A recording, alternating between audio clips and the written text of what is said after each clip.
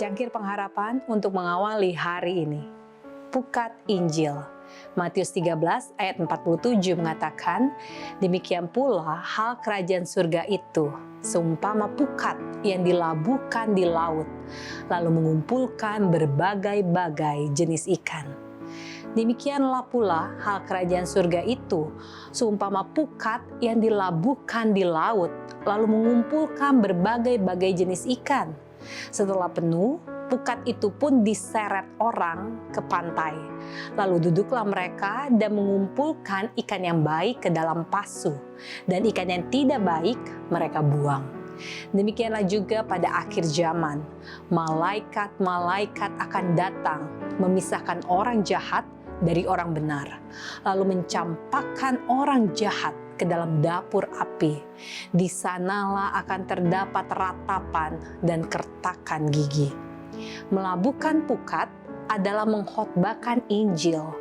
Ini mengumpulkan orang yang baik dan orang yang jahat menjadi umat Allah. Bila tugas Injil itu sudah selesai, penghukuman akan melaksanakan pekerjaan untuk pemisahan. Kristus melihat bagaimana kehadiran saudara-saudara yang palsu dalam umat percaya akan menyebabkan jalan kebenaran itu dikatakan jahat. Dunia akan mencaci Injil sebab kehidupan yang tidak tetap dari para penganut yang palsu. Bahkan orang Kristen akan tersandung manakala mereka melihat banyak orang yang membawa nama Kristus tidak dikendalikan oleh rohnya.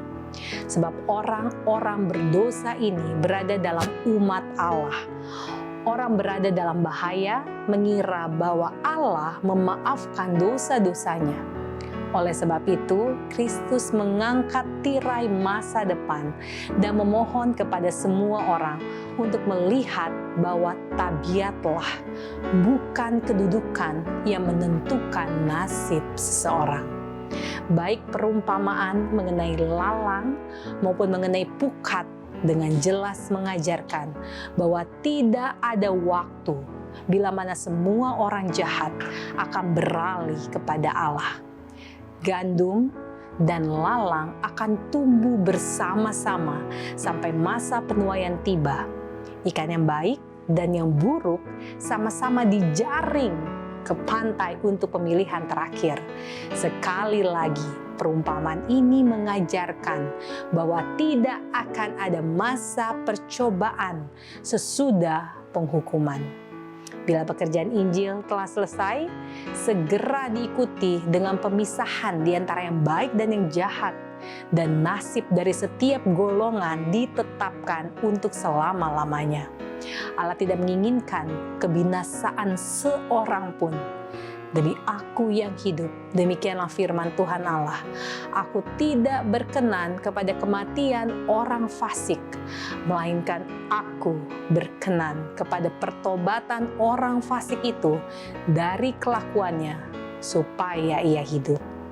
Saudaraku yang kekasih di dalam Kristus, bertobatlah dari hidupmu yang jahat itu. Mengapakah kamu akan mati?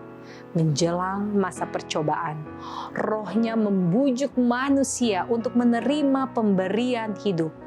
Hanya orang yang menolak permohonannya yang akan ditinggalkan binasa. Allah sudah mengatakan bahwa dosa harus dimusnahkan sebagai kejahatan yang merusak semesta alam. Orang yang merangkul dosa akan binasa dalam kemusnahannya. Seri Membina Keluarga Jilid 5 halaman 89 dan 90. Demikianlah renungan kita hari ini. Selalu mulai hari Anda dengan secangkir pengharapan.